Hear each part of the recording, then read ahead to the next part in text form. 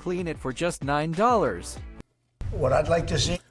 All right, so we back with another one. We have the Canadian MP, firing back at Trump after complaining about putting tariffs on him. Canada become our 51st state. We give them protection. Oh. All right, so we're back. So we already know that Trump wants to impose tariffs on Canada. This is him talking about making them our 51st state. What I'd like to see, Canada become our 51st state. We give them protection, military protection. We don't need them to build our cars. I'd rather see Detroit or South Carolina or any one of our Tennessee, any one of our states build the cars. They could do it very easily. We don't need them for the cars. We don't need them for lumber. We don't need them for anything. We don't need them for energy. We have more energy than they do. We don't need them for energy. So I say, why are we doing this? Why are we willing to lose between $100 billion and $200 billion a year? We don't need them.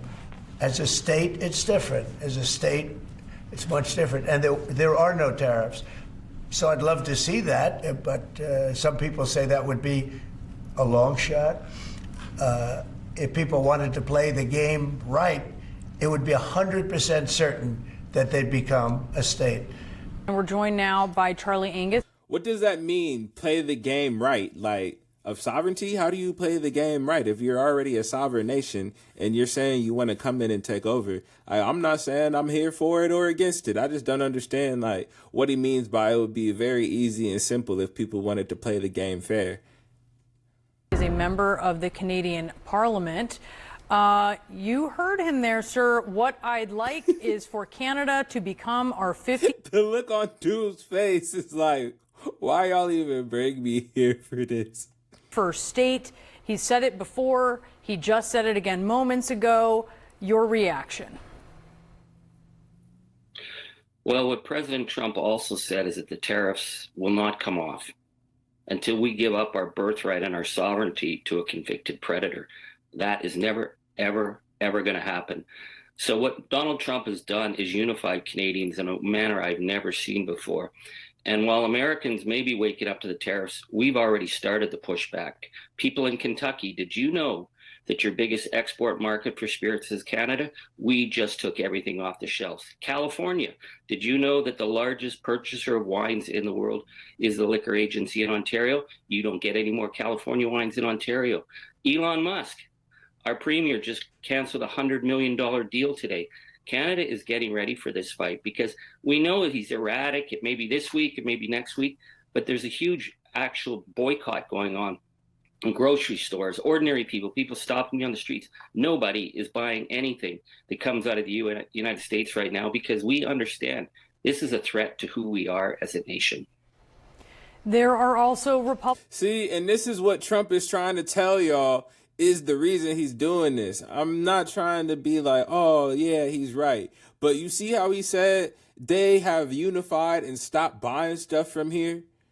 We have done the opposite. We still buy stuff from everybody, everywhere, and import it. It's just funny when you see what the other side is doing. Like, yeah, nah, we're not going for none of this. And no, thank you, America. Here in farm states concerned about ingredients for fertilizers that come from Canada as well. There are a myriad of products that we are just learning about as Americans. That's one of my favorite words right there, myriad. I just want everybody to know that myriad is one of my favorite words. Fascinating, although perhaps not under duress to learn about them. He's obviously looking for some kind of concession. You hear him. He talks about Colombia. He's talking about Mexico and the 10,000 Mexican troops. And I know you view him as unreasonable, to say the least here, but do you think that ultimately Canada might end up conceding, or is that not even a possibility?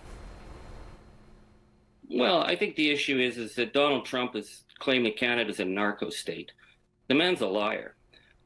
So would we put some more money on the border? Sure. I'd love to put more money on the border to keep American guns from shooting our people on the streets. We would do that to avoid a trade war. We're reasonable as Canadians.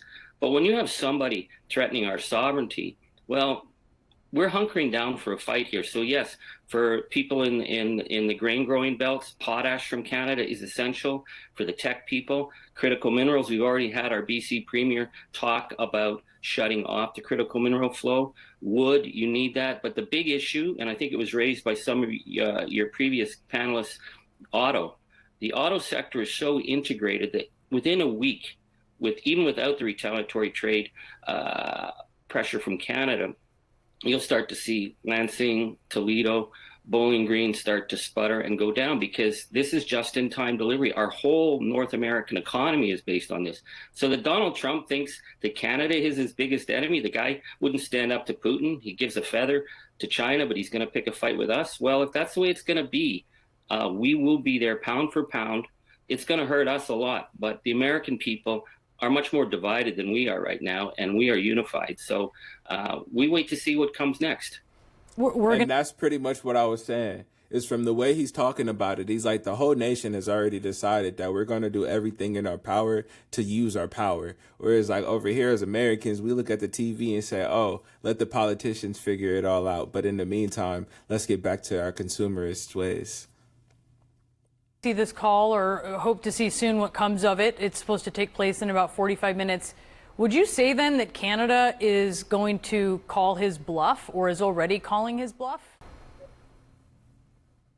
Well, we've already announced, I think, $125 billion in retaliatory tariffs. We will give 21 days pause so that our companies can start to retool before we launch the next level. We've already started pulling off a lot of American products off the shelves prior to this.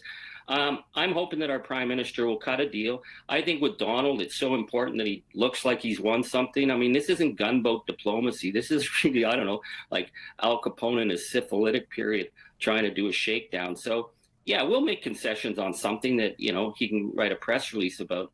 But on key areas, Canadians would hunt our leaders down if they bowed and kissed the ring to the man from Mar-a-Lago. It's not going to happen. So we shall see. I'm hoping that we can get through this and get back to work with our American cousins.